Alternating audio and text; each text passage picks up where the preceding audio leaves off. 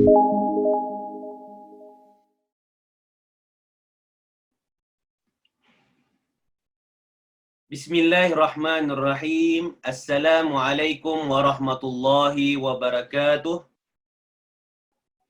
Alhamdulillahirabbil alamin. Wassalatu wassalamu ala asyrafil anbiya'i wal mursalin sayyidina Muhammadin wa ala alihi wa sahbihi ajma'in.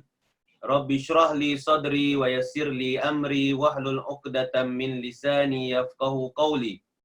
A'udzu bika min hamazatis syayatin wa a'udzu bika rabbi an yahdurun. Muslimin, muslimat, penonton yang dirahmati Allah Subhanahu wa taala, mari sama-sama kita mulakan majlis ilmu kita ini dengan kita membaca niat belajar dan juga mengajar. Bismillahirrahmanirrahim. Nawaitu ta'alluma wat ta'lim wat tadhakkura wat tadhkir wan naf'a wal intifa' wal ifadata wal istifadah wal hatha 'ala tamassuki bi kitabillahi wa sunnati rasulih sallallahu alaihi wasallam wad du'a ilal huda wad dalalata 'alal khair ibtigha'a wajhillahi wa mardatihi wa qurbihi wa thawabihi subhanahu wa ta'ala. Muslimin muslimat yang dirahmati Allah Subhanahu wa taala.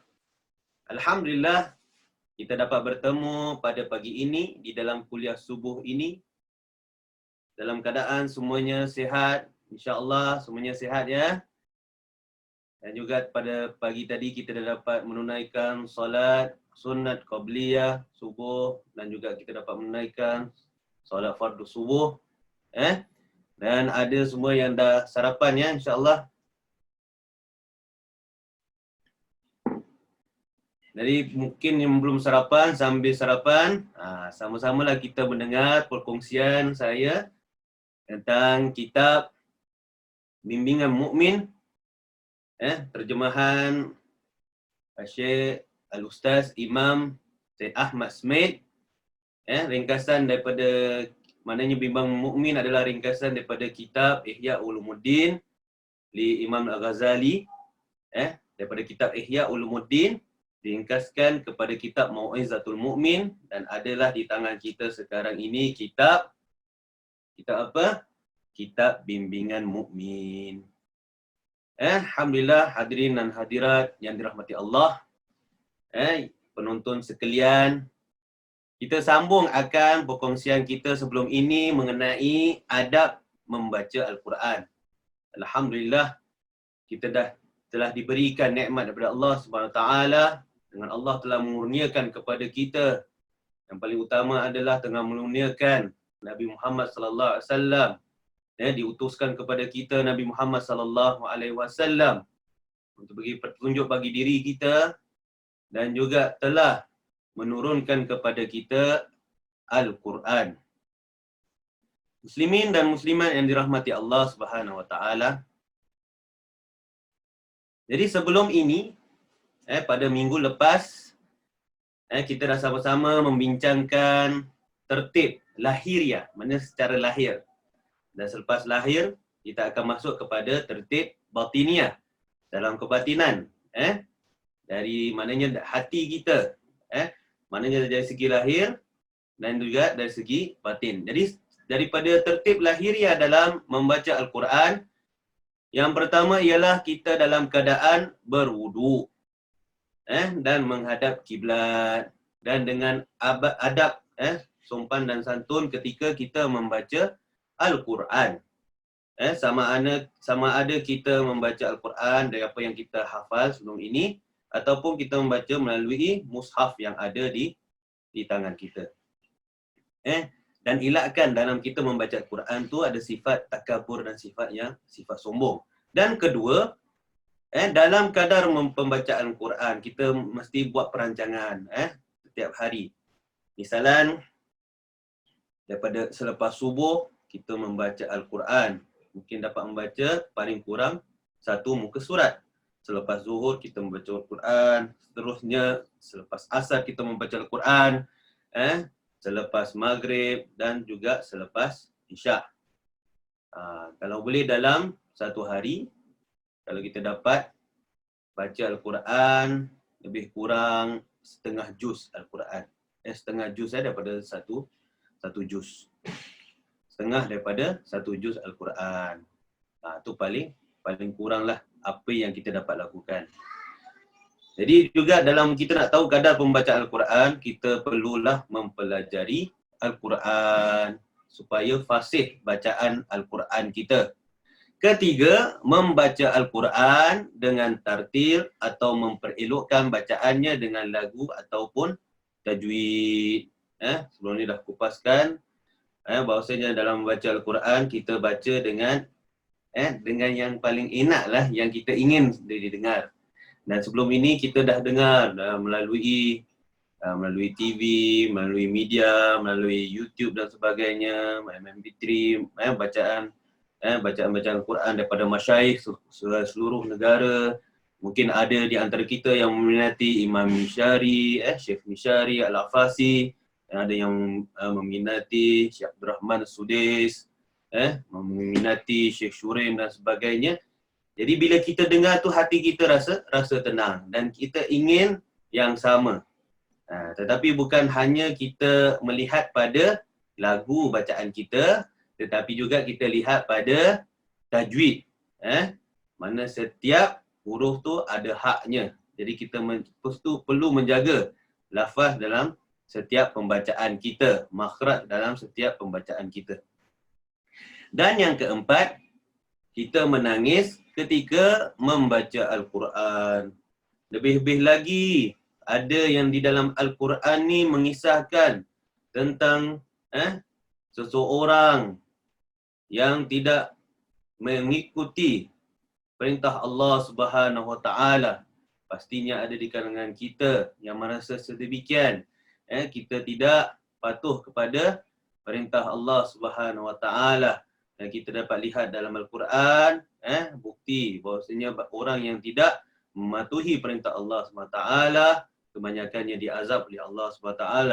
Na'udzubillah min zalik. Dan di dalam Al-Quran seperti mana sifat Nabi SAW,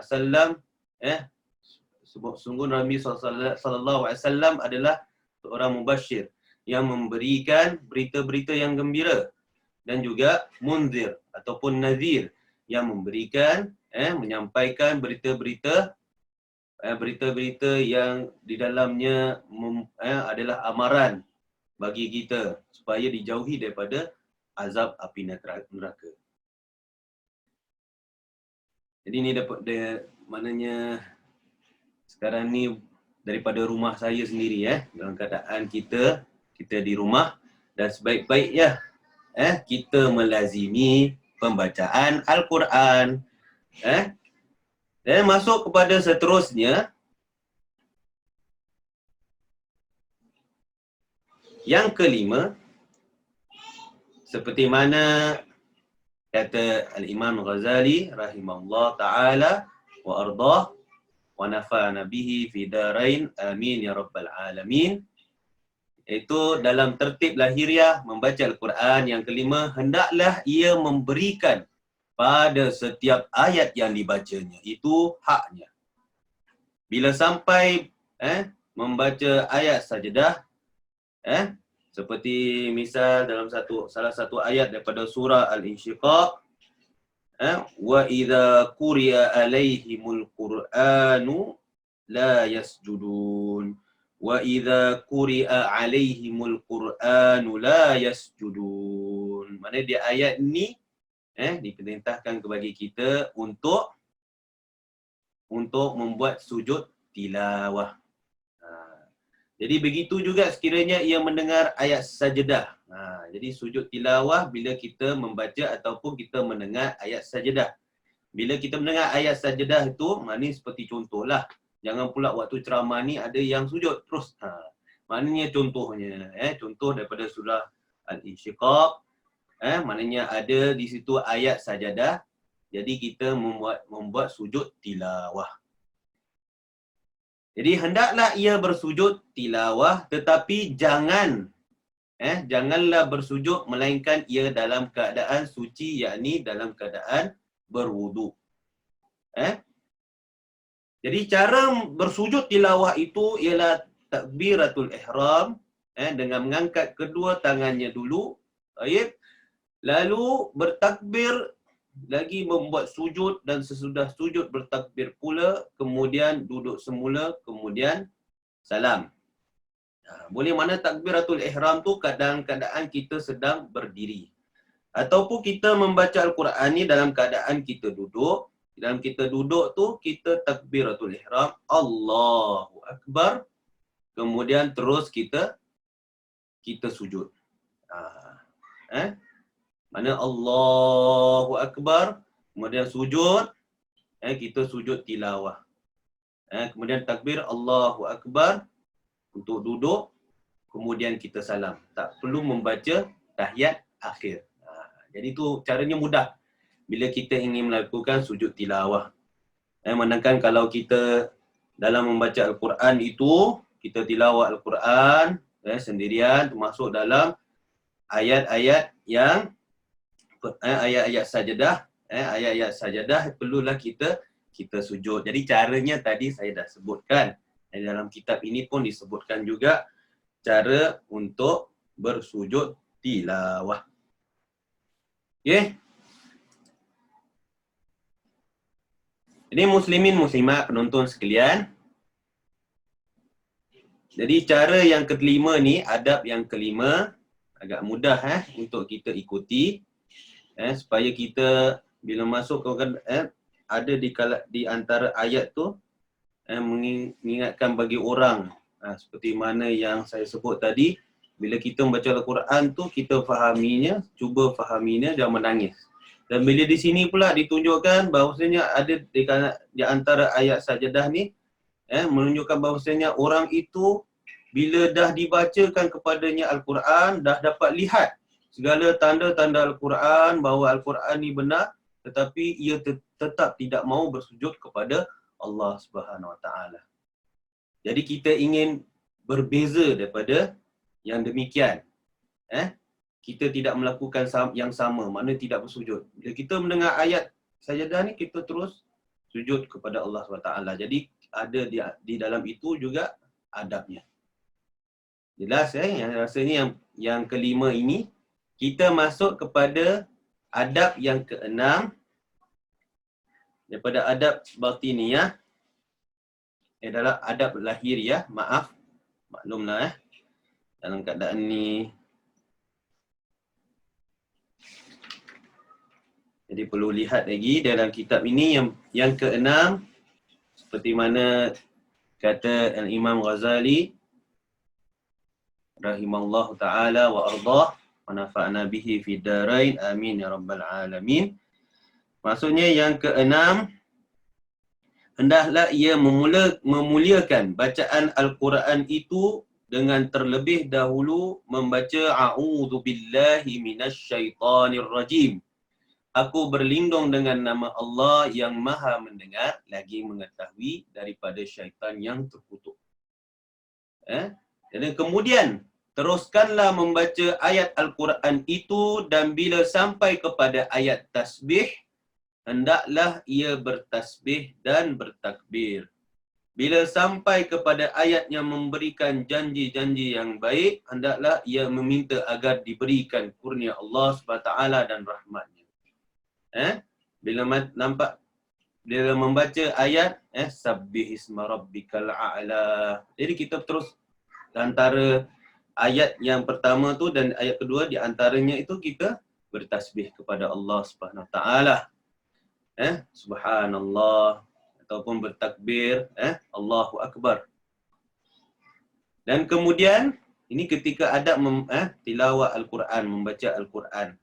Dan kemudian bila ada di antara ayat yang memberikan janji-janji yang baik, kita berdoa kepada Allah Subhanahu Wa Taala, kita pun dapat yang demikian. Jadi meminta agar diberikan kurnia Allah dan rahmatnya. Begitu juga bila sampai kepada ayat yang menjanjikan ancaman dan siksaan, hendaklah ia meminta perlindungan daripada Allah Subhanahu Wa Taala. Dapatkan perlindungan Allah Subhanahu Wa Taala daripada siksaan ini, daripada ancaman-ancaman ini.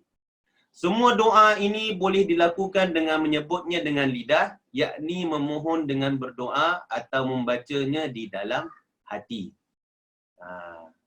Kalau sewaktu kita solat, tak perlu kita baca secara jahar. Kalau kita nak doa ataupun bertasbih dan sebagainya, kita baca dalam hati. Dalam tilawah, ya kita boleh baca secara jahar. Mana subhanallah, Allahu akbar, dan doa kepada Allah Subhanahu Wa Taala bila kita membaca ayat-ayat yang menjanjikan perkara-perkara yang baik, kita berdoa kepada Allah Subhanahu Wa Taala semoga kita dilindungi daripada ancaman, daripada azab bila kita membaca surah yang menyatakan tentang azab. Kemudian yang ketujuh, muslimin muslimat penonton sekalian, membaca Al-Quran dengan suara rendah, kerana yang demikian itu adalah lebih selamat daripada riak dan menunjuk-nunjuk kepada orang ramai. Jadi cara ini adalah utama bagi orang yang bimbang dirinya akan tercebur dalam riak. Tetapi jika ia tiada bimbang akan timbul sifat riak dalam dirinya, maknanya dirinya dah kebal daripada ingin rasa riak. Memang bila baca tu kerana Allah Subhanahu Wa Taala, bukan kerana selain daripada Allah Subhanahu Wa Taala. Jadi, dan jika ia membaca dengan suara nyaring itu, tiadalah pula mengganggu orang yang sedang bersembahyang, maka dalam keadaan yang seumpama itu, membaca Al-Quran dengan suara tinggi atau nyaring itu lebih utama. Lebih-lebih lagi, mungkin bagi ada yang mula-mula baru berjinak-jinak untuk membaca Al-Quran, bila membaca Al-Quran dalam keadaan senyap, dalam keadaan perlahan, lama-lama takut tertidur.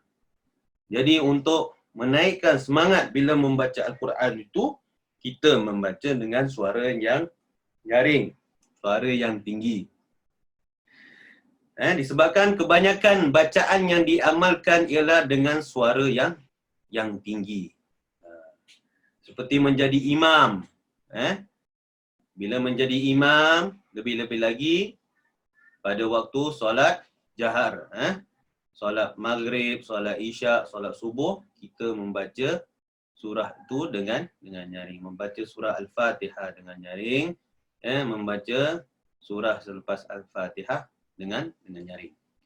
Selain itu, membaca dengan suara yang tinggi itu akan menghidupkan hati dan menarik perhatian untuk memikirkan ayat-ayat yang dibacanya. Dan ia juga akan menolak rasa mengantuk dan menambah tenaga untuk membaca terus dan mengurangi perasaan malas.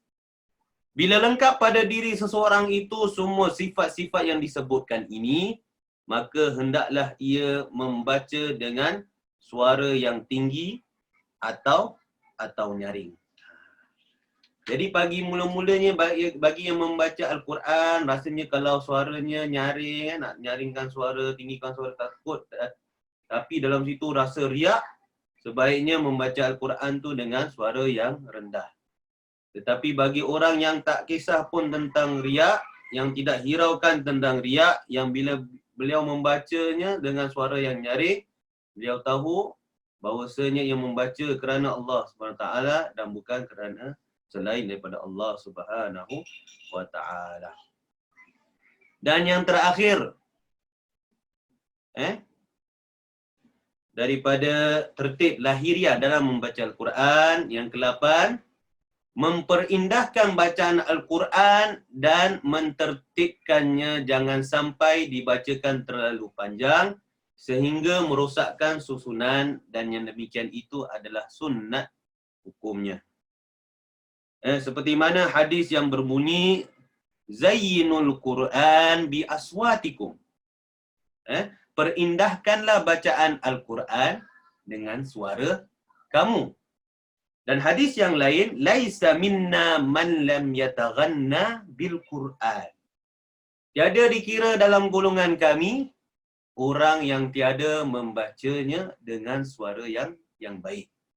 Jadi bila kita membaca Al-Quran, kita baca dengan suara yang baik. elakkan daripada membaca seperti bunyi-bunyi yang menyakitkan.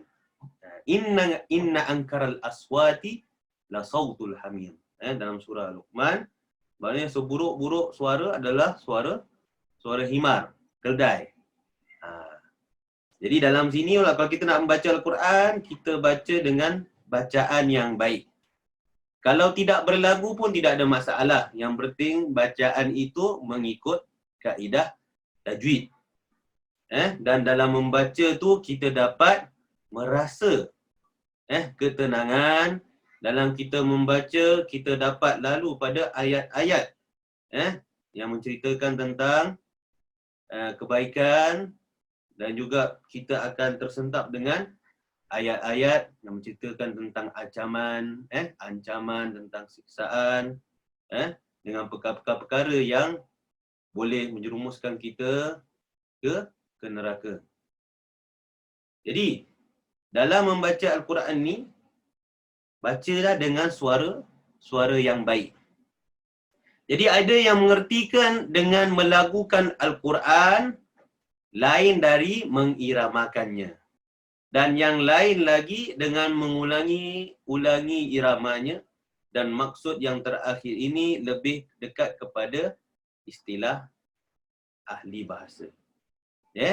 Jadi dalam sini kita perindahkan bacaan Al-Quran dengan suara yang baik, suara yang lunak. Walaupun suara tidak lunak, ada orang memang dapat nikmat, dapat rezeki, suaranya memang lunak. Tetapi ada yang tidak, bila orang dengar tak sedap. Tapi apa yang kita berusaha dalam kita membaca Al-Quran itu, kita membaca dengan suara yang baik. Jadi pernah Rasulullah SAW mendengar Abu Musa Al-Ash'ari melagukan Al-Quran. Lantas baginda bersabda, sesungguhnya orang ini telah dikurniakan suara seperti seruling keluarga Daud. Dalam riwayat yang lain ada dikatakan bahawa para sahabat Rasulullah SAW bila terkumpul dalam satu majlis, disuruhlah salah seorang di antara mereka membaca Al-Quran. Jadi antaranya ialah Abu Musa Al-Ash'ari. Jadi digelar dengan seruling keluarga Daud AS. Jadi hadirin dan hadirat, walaupun tidak hadir tapi sedang mendengar ataupun yang sedang menonton, jadi inilah adab-adab lahiriah dalam membaca Al-Quran. Jadi daripada adab-adab lahiriah ini, maka jelaslah rasanya untuk bagaimana kita membaca Al-Quran. Terutama kita membaca Al-Quran dalam keadaan kita tenang, dalam keadaan kita berwuduk. Kita membaca Al-Quran dengan kita menjaga setiap sifat huruf, dan kita menjaga hak bagi setiap ayat itu. Dan bila kita membaca Al-Quran, kita tadabbur Al-Quran, kita menghayati Al-Quran.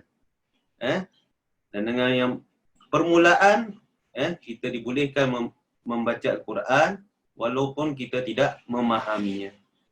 Dan sebaiknya kita pertingkatkan lagi pembacaan kita kepada bacaan yang kita dapat faham isi Al-Quran itu sendiri. Kita menghayati Al-Quran itu sendiri. Jadi penonton yang dirahmati Allah Subhanahu Taala, rasanya buat masa ini itu sahaja yang dapat saya sampaikan mengenai adab-adab Al-Quran. Dan kita jangan lupa untuk kita teruskan aktiviti membaca Al-Quran di rumah.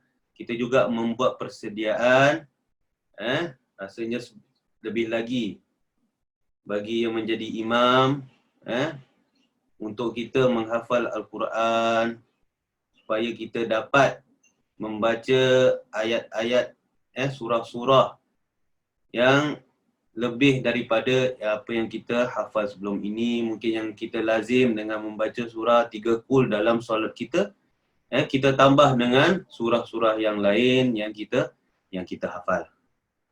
Semoga dengan itu bercahayalah rumah kita, dan rumah kita tidak menjadi seperti kubur.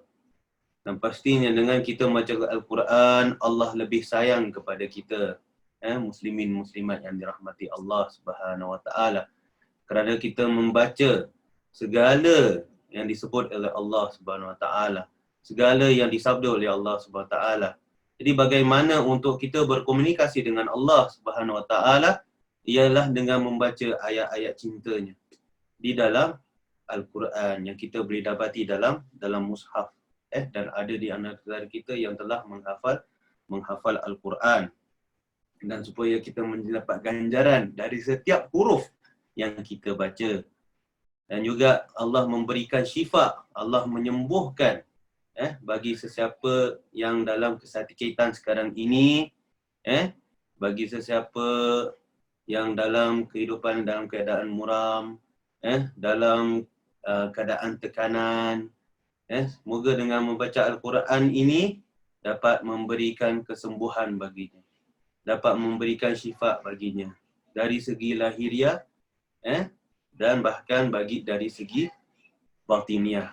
Maknanya daripada zahir dan batinnya, dapat ketenangan, dapat kesembuhan, dapat dikurniakan kesihatan baginya dari segi minda dan juga badan. Semoga Allah memberikan terbaik bagi kita. Sebaik-baik dari kita adalah yang membaca Al-Quran dan juga mengajarnya. Jadi kita hiasilah diri kita, kita hiasilah ahli keluarga kita dengan membaca Al-Quran. Dari itu sekianlah daripada saya. Wabillahi taufiq wal hidayah, wal ridha wal inayah. Wassalamualaikum warahmatullahi wabarakatuh.